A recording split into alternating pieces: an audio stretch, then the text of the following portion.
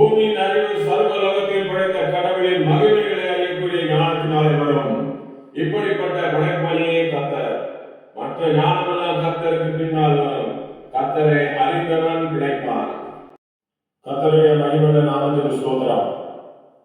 அநேக ஜாதிகள், அநேக மதங்கள், அநேக வழிபாடுகள் இன்னும் தேசங்களிலே இருந்து வருகிறது. அநேக தேசங்களிலே அநேக தரமாக நடந்து வருகிறது. இதை பற்றி ஒரு குறைவும் இல்லை. எல்லாரும் சமாதானத்தை பற்றிக் கொள்ள ஒரு வழியை தேடுகிறார்கள். இந்த வழியிலே சமாதானம் உண்டு என்று அந்தந்த வழியிலே செல்லும் அத்தனை பேருக்காகவும் நன்மை செய்யவே நம்மை கர்த்தர் உண்டாக்கியிருக்கிறார் என்பதை நாம் அறிந்து கொள்ள வேண்டும்.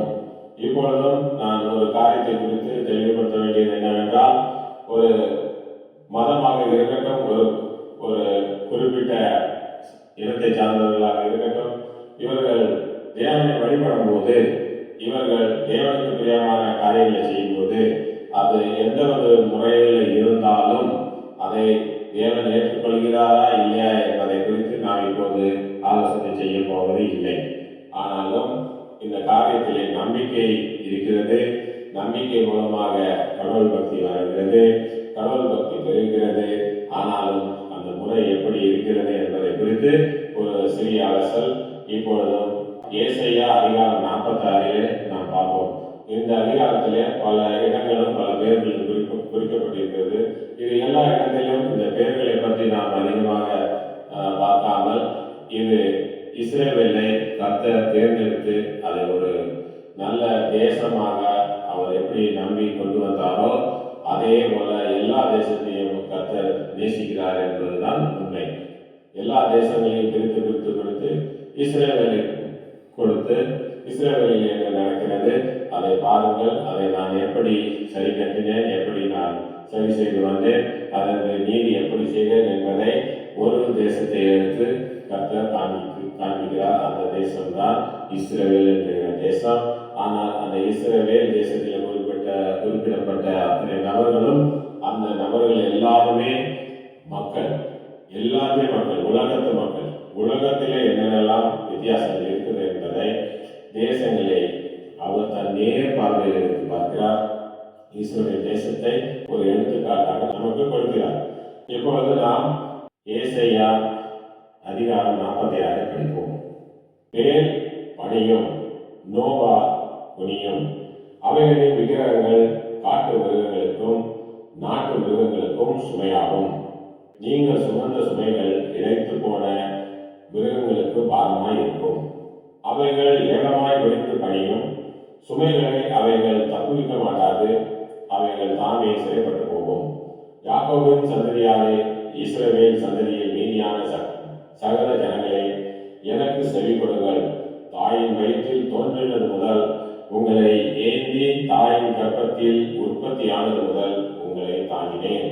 உங்கள் முதிர் வயது வரைக்கும் நான் அப்படி செய்வேன். நரை வயது மட்டும் நான் உங்களை தாங்குவேன். நான் அப்படி செய்து வந்தேன், இனிமேலும் நான் ஏந்துவேன். நான் சுமப்பேன், தப்புவிப்பேன். யாருக்கு என்னை சாயலும் சமமாக்கி, யாருக்கு நான் ஒப்பாகும்படிக்கு என்னை ஒப்பிடுவீர்கள்? பையில் இருக்கிற பொன்னை கொட்டி வெளியே தராசி நிறுத்து, தட்டானுடனே கூலி பொருத்திக் கொள்கிறார்கள். அவன் ஒரு தெய்வத்தை உண்டாக்குகிறான், அதை வணங்கி பணிந்து கொள்ளுகிறார்கள். அதை தோளின் மேல் எடுத்து அதை சுமந்து அதை ஸ்நானத்திலே வைக்கிறார்கள். அங்கே அது நிற்கும், தன் இடத்தை விட்டு அசையாது. ஒருவன் அதை நோக்கி கூப்பிட்டால் அது மறு உத்தரவு கொடுக்கிறதும் இல்லை. அவன் இக்கட்டை நீக்கி அவனை ரசிக்கிறதும் இல்லை. இதை நினைத்து புருஷராயிருங்கள், பாதகரே, இதை மனதில் வையுங்கள். முந்தி பூர்வ காலத்தில் நடந்தவைகளை நினையுங்கள். நானே தேவன், வேறொருவரும் இல்லை. நானே தேவன், எனக்கு சமானம் இல்லை. அந்தத்தில் உள்ளவைகளை ஆதி முதற்கொண்டும், இன்னும் செய்யப்படாதவைகளை பூர்வ முதற்கொண்டும் அறிவிக்கிறேன். என் ஆலோசனை நிலை நிற்கும். எனக்கு சித்தமானவைகளெல்லாம் செய்வேன் என்று சொல்லி புராணிகிற ஒரு பட்சியை கிழக்கிலிருந்தும் என் ஆலோசனையை நிறைவேற்றும் மனுஷனை தூர தேசத்திலிருந்தும் வரவழைக்கிறவராயிருக்கிறேன். அதை சொன்னேன், அதை நிறைவேற்றுவேன். அதை திட்டம் பண்ணினேன், அதை செய்து முடிப்பேன். முரட்டு இருதயம் உள்ளவர்களே, நீதிக்கு தூரமானவர்களே, எனக்கு செவி கொடுங்கள். என் நீதியை சமீபிக்க பண்ணுகிறேன், அது தூரமாய் இருப்பதில்லை. என் ரட்சிப்பு தாமதிப்பதும் இல்லை. நான் சீயோனில் ரட்சிப்பையும் இஸ்ரவேலுக்கு என் மகிமையையும் கட்டளையிடுவேன். ஆமென். என்ன அழகாக சொல்லியிருக்கிறார் பாருங்களா. என்ன ஒரு தெளிவாக, நாம் ஏதோ ஒரு பக்தி மார்க்கத்தில் இருக்கிறோம், ஆனால் அந்த பக்தி வேலை செய்யலை. ஏன்னா நாம் யாரை நம்பி இருக்கிறோமோ அதுக்கிட்ட கிரியை செய்யக்கூடிய சக்தி இல்லை. அப்போ யாரு மிஸ்டேக்கு, யாருடைய தவறு நமக்கு தெரியல. அந்த தெரிந்து கொள்வதற்கு தான் நான் அறிவித்துக் கொண்டு வருகிறேன். இதன் மூலமாக என்ன, ஒரு விடுதலை வேண்டும் என்றால் சத்தியத்தை விரும்ப வேண்டும், சத்தியமான நித்திய தேவனை வணங்க வேண்டும், அங்கே நாம் தேவனோடு சஞ்சரிக்க வேண்டும், பேச வேண்டும், தேவனிடத்திலே நாம் கேட்க வேண்டும். அந்த தேவன் கண்டிப்பாக நமக்கு கொடுப்பார். இல்லை என்றால் தொல்லை கஷ்டங்கள் சூழ்ந்து கொண்டே இருக்கும். ஆனாலும் எல்லா சூழ்நிலையிலும் நாம் தேவனை கூப்பிடும் போது எல்லாம் மாறி நல்ல ஒரு நிலை வரும். தொல்லை கஷ்டங்களை இருந்து வெளிவர நாம் உறுதியான தேவனை நம்பிய ஒரு பக்தி மார்க்கத்தோடு தேவன் மேலே தன்னுடைய பக்தியை வைத்து தேவனோடு சஞ்சரிக்க வேண்டும் என்பது நம்முடைய தேவையாக இருக்கிறது. இப்பொழுது ஒரு பழைய பாடலை பாடுவோம்.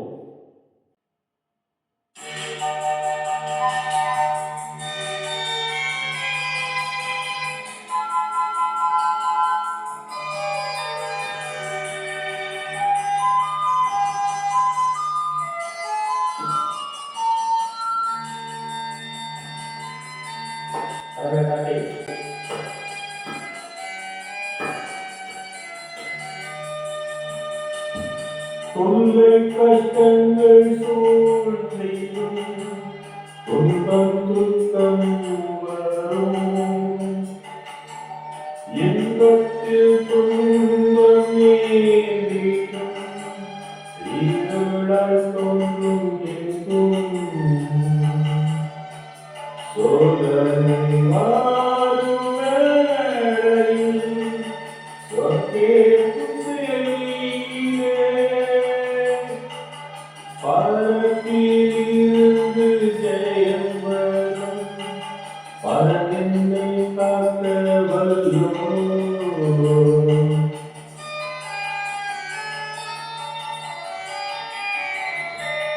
காக்கும் வல்ல மீட்பரும் எனக்கு காத்திடுவார் என்றுமே. காக்கும் வல்ல மீட்பரும் எனக்கு காத்திடுவார் என்றுமே.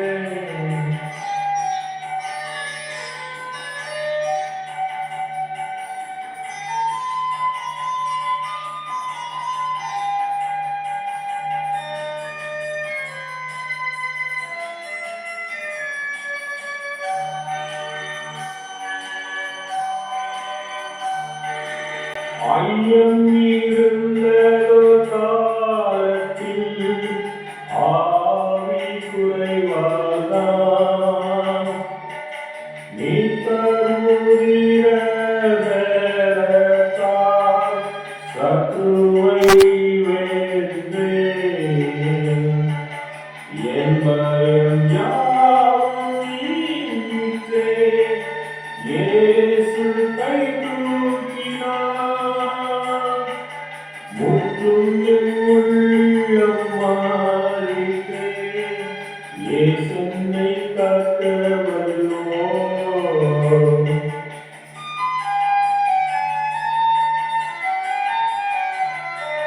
காக்கும் வல்ல மீட்பரும் எனக்கு காத்திடுவார் என்றுமே. காக்கும் வல்ல மீட்பரும் எனக்கு காத்திடுவார் என்றுமே.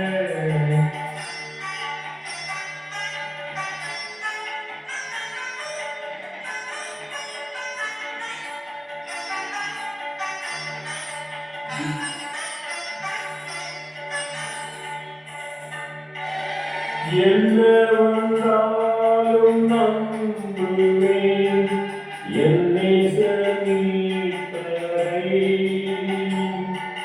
யார் கையிட்டாலும் பின் செல்வேன் எனது இயேசுவை.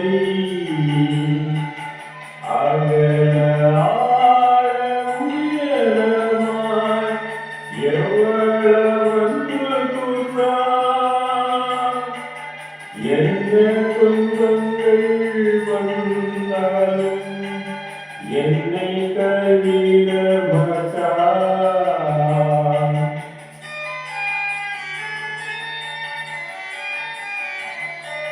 காக்கும் வல்ல மீட்பர் உண்டெனக்கு காத்திடுவார் என்றுமே. காக்கும் வல்ல மீட்பர் உண்டெனக்கு காத்திடுவார் என்றுமே.